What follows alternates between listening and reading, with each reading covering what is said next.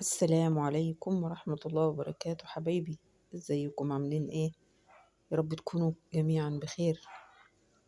ايه رأيكم في الجمال اللي قدامكم دوت؟ صينية مغذية وتحفة وسهلة ولذيذة، تنفع فطار وغدا وعشاء. دي بنسميها البروتين الفلاحي، صينية البروتين الفلاحي. هي شبيهة بالعجة شوية، بس مختلفة عن العجة في حاجة. دي ما بنحطش فيها دقيق خالص. انا عن نفسي ما بحطش فيها دقيق خالص، هتشوفوها وانا بعملها دلوقتي.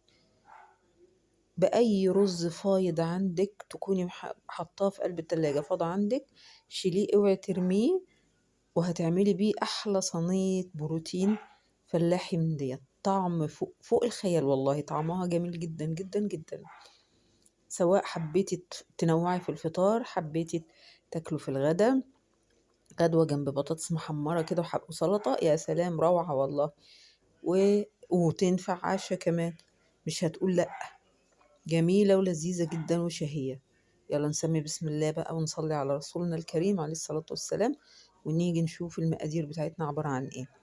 انا معايا 5 حبات بيض، ومعايا بقدونس وشبت وكزبرة على بعض، ومعايا بصلتين حلوين كده متقطعين مكعبات، وطماطم مكعبات.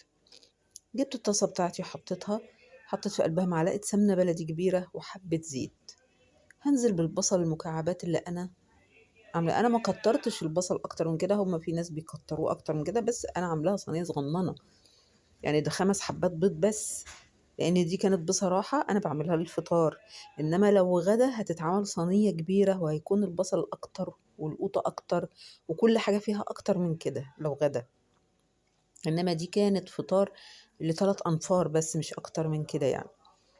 حطيت حبه ملح عشان البصل يدبل بسرعه،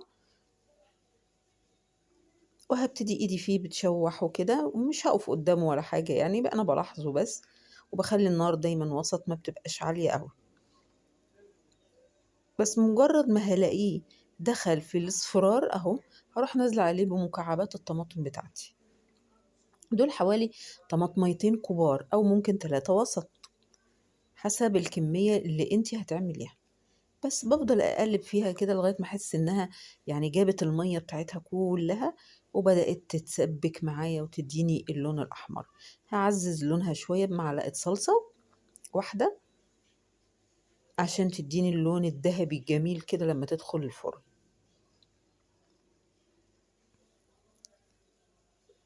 بس على النار المتوسطه برضو، هفضل مراقباها وملاحظاها، وافضل اقلب فيها. انا كان عندي بقى ايه عندي، كنا واكلين سمك قبلها، وعاملين رز سمك. طبعا رز السمك انتوا عارفينه، ببصل وكمون وكزبرة، بيبقى طعمه لذيذ جدا لوحده كمان، هو مش محتاج اي حاجة. انا ما كانش عندي فلفل اخضر، عشان اعوض طعم الفلفل الاخضر حطيت ايه، معلقة بابريكا كبيرة قوي. اولا هتديني لون حلو جدا، وهتديني ريحة الفلفل الاخضر في قلب الصينية بتاعتي. بس انا حشت حبة انتوا هتشوفوا الطبق صغنن قد ايه بتاع الرز بتاع السمك ده، طعمه رائع رائع رائع في الوصفة دي. ومش مهم يعني يكون بتاع سمك، لا، ممكن يكون عندك رز ابيض اعمليه، مش هيقول لا، مش هيقول لك اي حاجة. الرز، لا، اي رز فايض عندك، بدل ما اقوم اعمل لها رز من اول وجديد، لا، انا عندي الرز جاهز اهوت. هبتدي احطه بقى الخلطة بتاعتي اهوت، بقلبه فيها واسيبه شوية. هيستوي يعني، هتحسي انه طري معاكي وزي ما يكون بيستوي من اول وجديد، ومش هتحسي ابدا انه حاجة مركونة في التلاجة بقالها مثلا يوم او يومين، لا خالص، كأنه معمول دلوقتي حالا. بس هما تقلبتين كده، وهبتدي انزل عليه بالخضرة بتاعتي، اللي هي حبة شبت وحبة بقدونس وحبة كزبرة على بعض اهم. طبعا انا اول ما بنزلهم عليه كده وتقلبيهم، كأنك تجيلك ريحة المحشي، يعني تحسي برز محشي كده جميل طالع في الواحد شمه، جميلة جدا الخلطة كلها على بعضها.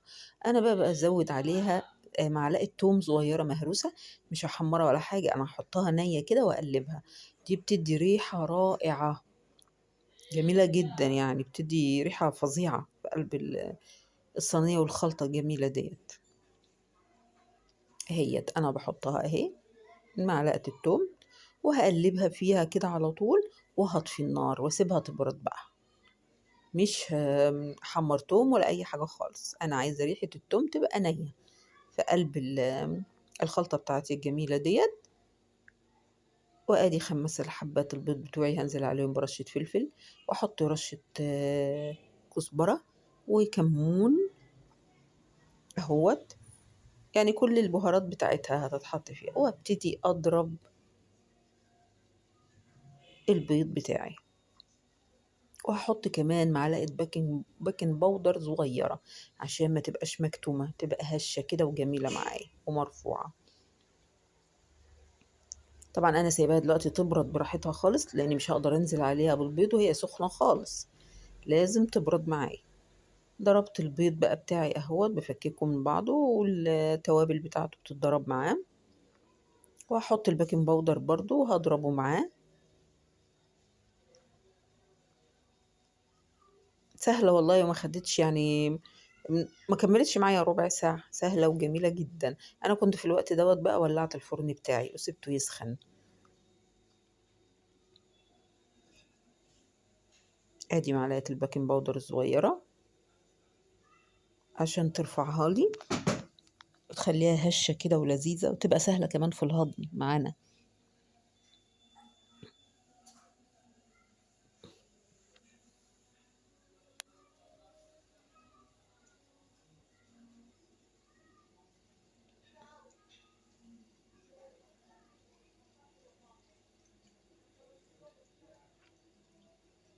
يا ستي كفاية ضرب، انا مصممة افكك الباكنج باودر خالص. دي كانت بردت بقى خلاص معايا. هنزل عليها بقى بالبيض بتاعي بتوابله كده بالباكنج باودر بتاعه. طبعا انا مش هسويها في الجريل دوت، لا انا هصبها في صينيه، بس انا حبيت اقلبها هنا لان انا كنت حطيت في الصينيه خلاص حبه زيت. لازم احط لها حبه زيت حلوين عشان تطلع معايا بكل سهوله وما تلزقش في الصينيه خالص. هتشوفوها بعد ما هتستوي. بس بقلبها كده في قلب البيض، وهبتدي اصبها في قلب الصينيه. طبعا فرني انا سخن خلاص. اول ما هي هتدخل فيه، انا عملتها كانها كيكه بالظبط، يعني شغلت لها المروحه بتاعه الفرن عشان توزع الحراره، وفي نفس الوقت هي ترتفع بسرعه وتتنفش، ولا ولعت لها شوايه ولا اي حاجه. سبتها في الفرن ما خدتش اكتر من يعني بكبرها قوي يبقى تلت ساعه. هتبص تلاقيها اترفعت واستوت، والوش الاحمرار الجميل الذهبي اللي طلع اللي انتوا شفتوه في اول الفيديو ده، بدون شوايه ولا اي حاجه خالص. هي طلعت من الفرن كده على طول. ادي صينيتي اهي، طبعا صينية صغيرة عشان الكمية صغيرة ما هياش كبير. بس نزلت بيها اهوت في قلب الصينية، وهخبط الصينية كده كذا خبطة عشان تساوي بعضها كلها وتطلع مساوية، ما تبقاش حتة عالية وحتة واطية.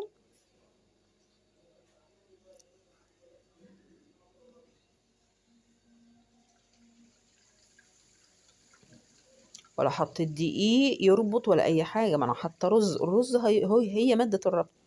بس خلاص طلعت صينيتي في منتهى الجمال. بصوا لونها وجمالها، جميلة جدا، اتعملت سريعة وسهلة ومغذية وفيها كل حاجة.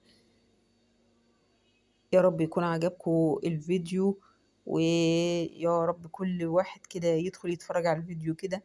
اتمنى انه يحطوا لي لايك جميل ويشترك في قناة المسك، اتشرف باشتراكه، وتنوروني دايما. واشكركم على كل اللي بيدخل عندي ويكتب لي كومنت جميل وبيحط لي لايك جميل، اشكره من كل قلبي. واتمنى ان كل اللي يدخلوا عندي بعد كده يشوفوني يشتركوا في قناتي، قناة المسك. ويا رب يكون المحتوى بتاعي هادف ويعجبكم كلكم يا رب العالمين. أشوفكم في فيديو إن شاء الله جديد إذ أحيانا الله، وأقول لكم السلام عليكم ورحمة الله وبركاته. اعملوها وجربوها، هتحبوها والله، ومش هتندموا أبدا إنكم عملتوها، ومغذية جدا للكل. أشوفكم على خير إن شاء الله. مع ألف سلامة.